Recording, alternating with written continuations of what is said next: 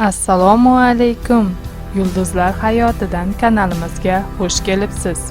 Biz ushbu dasturimiz orqali sizlarga Ummon guruhi haqida ma'lumotlar berib o'tishga harakat qilamiz.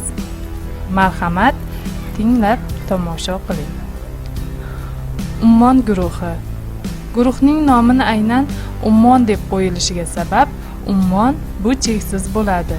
Guruhning ham ijodi cheksiz bo'lishini istab, guruhning nomini Ummon deb qo'yilgan. 2007-yilda 3 yigitning Zohid, Shohrux, Jasur qo'shiq ijro etishga qiziqishi sababli havaskor guruh sifatida tashkil topgan. Boshida ular guruh nomini Jazo deya nomlashgan. Bu nom ko'pchilikka va bu yigitlarning muxlislariga yoqmaganligi sababli Ummonga o'zgartirishgan.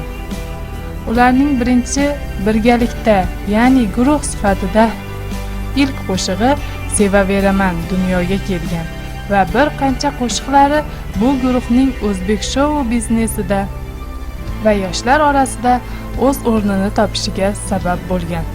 Ulardan biri yoshlar orasida juda ham mashhur bo'lgan Sokin tun taronasi hisoblanadi.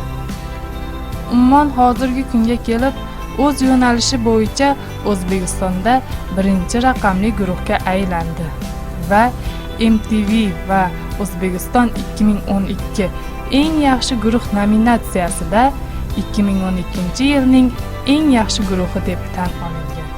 Bunga sabab yosh ijodkorlarning, ya'ni Ummon guruhining tinimsiz mehnati bo'lgan. Guruhning birinchi konserti 2010-yil 18-sentyabrda Turkiston san'at saroyining yozgi saroyida bo'lib o'tdi.